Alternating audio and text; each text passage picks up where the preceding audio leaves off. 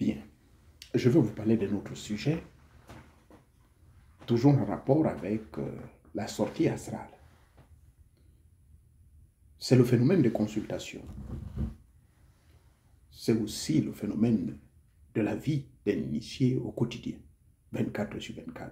Est-ce que vous êtes obligé de sortir de votre corps?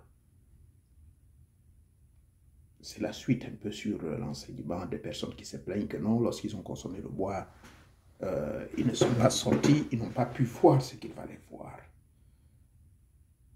Avant de continuer, nous allons écouter une fois de plus une belle mélodie. Je n'ai aucun droit d'auteur sur cette belle mélodie. Je vous remercie.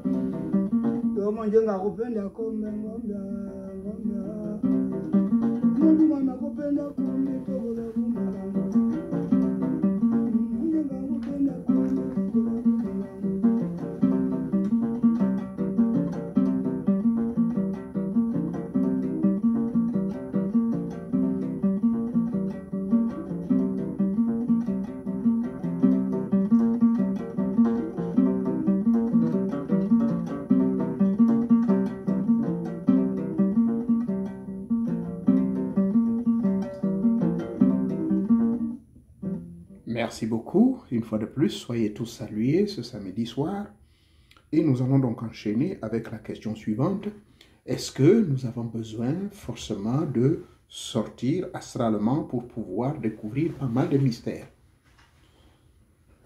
Bien, puisque vous êtes déjà chargé, puisque vous avez reçu des initiations, le fait que vous ayez reçu ces initiations, que vous aviez reçu ces initiations et que vous êtes chargé, ils ont suivi le rite traditionnel, le rite théurgique ou je ne sais quelle autre pratique, ou le cérémonial magique de haut niveau. Ils ont exécuté tout cela. Ben, l'attente n'est pas forcément que votre âme sorte de votre corps, mais vous êtes déjà chargé. Bien, je vais vous donner quelques exemples qui peuvent vous permettre justement d'explorer le monde des mystères, d'explorer le monde mystico-spirituel sans forcément sortir. Je prendrai le cas, par exemple, vous arrivez quelque part, ou bien vous sentez un danger. Mais quand vous sentez le danger, vous ne sautez pas. Là, il y a un phénomène de vibration. Parce que votre aura, au niveau du sillage de votre aura, vous êtes en connexion avec certaines forces extérieures. Et ce sont ces forces, en fait, qui vous alertent. Donc, votre aura, à vous, est une forme d'alarme qui vous alerte d'un éventuel danger. Ben, et il y a également, n'oubliez pas, la téléaudience. Vous pouvez écouter des messages venant des esprits, venant de vos ancêtres. Vous n'êtes pas obligé de les voir. C'est-à-dire qu'on peut vous fermer la vue spirituelle, mais vous laissez l'audition, vous laissez les oreilles spirituelles, vous laissez le cœur spirituel, vous laissez l'esprit, vous laissez tous les autres membres afin que vous soyez en mesure de pouvoir les utiliser. Comprenez? Il y a des gens qui consultent simplement par le toucher. Ils vous touchent et ils ont les informations. D'accord? Il y a des gens qui, par le son, par la voix, ils sont aveugles, mais ils écoutent votre voix, ils peuvent vous consulter. Pour ceux à qui je fais des consultations, il y a des moments où, par le timbre de votre voix, que ce soit sur TikTok ou ailleurs, je consulte. Pardonnez-moi. Donc, par le timbre de votre voix, je vous consulte. C'est par des lois alchimiques, par des lois métaphysiques que le commun des mortels ne maîtrise pas. D'accord?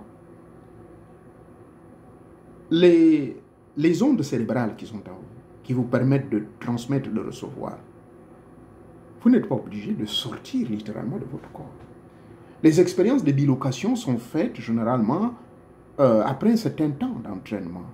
Vous pouvez les exécuter après ce temps d'entraînement. Mais le simple fait que vous ne sortez pas de votre corps cela ne doit pas faire de vous un handicapé mystico-spirituel. Ça ne doit pas faire de vous un handicapé mystique.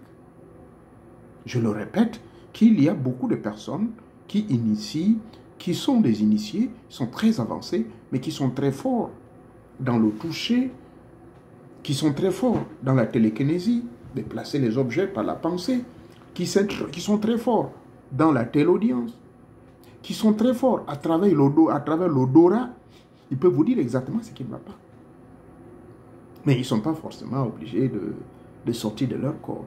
Donc, cette petite vidéo, c'est juste pour vous dire que ne vous découragez pas parce que vous n'avez pas cette capacité ou bien vous n'avez pas réussi à sortir de votre corps pour essayer de comprendre ce qui se passe là-bas.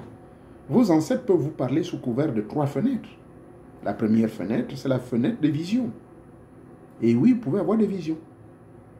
Mais ces visions ne veulent pas dire que vous sortez de votre corps. Mais vous voyez des choses, c'est-à-dire étant endormi. La deuxième fenêtre, c'est la fenêtre des mondes du côté des rêves prémonitoires. Ces rêves prémonitoires sont des rêves, comme le mot le dit, prémonitoire veut dire qui vous précèdent dans un message, qui veulent vous dire quelque chose. Dans le monde onirique, dans les rêves des plans oniriques également, vous faites des voyages exceptionnels, mais vous voyagez. Donc, vous pouvez sortir de votre corps simplement par ce phénomène du voyage astral volontaire, sans forcément la présence d'un initié, et vous sortez. Si maintenant ça n'a pas marché au cours de votre initiation, ça peut avoir, peut-être ça a dû être la présence du sorcier avec son GPS. Donc, prenez ceci en compte que pour vivre les expériences de l'au-delà, il y a d'autres modes opératoires, il y a d'autres voies par excellence qui vous permettent de vivre cela tranquillement, sans se soucier pourquoi mon esprit n'est pas sorti, pourquoi je n'ai pas vu. Mais du moment où vous avez des voix qui vous parlent, du moment où vous touchez et vous avez les flashs d'informations qui viennent à travers votre corps psychique, vous avez ces facultés psychiques-là de recevoir, vous avez la faculté de pouvoir ressentir, de sentir seulement par l'odeur, les informations vous sont données, n'est-ce pas? Tout autant de facultés qui ne doit pas faire de vous un handicapé mystico-spirituel. Donc voilà ce que je tenais à partager avec vous. Merci encore et bonne soirée. Il est déjà 23h15 samedi. Alors, dimanche, lundi et mardi, ne me venez pas poser des questions parce que ce sont les jours où je ne parle pas du tout. Ce sont mes jours de silence. Merci encore. Soyez bénis.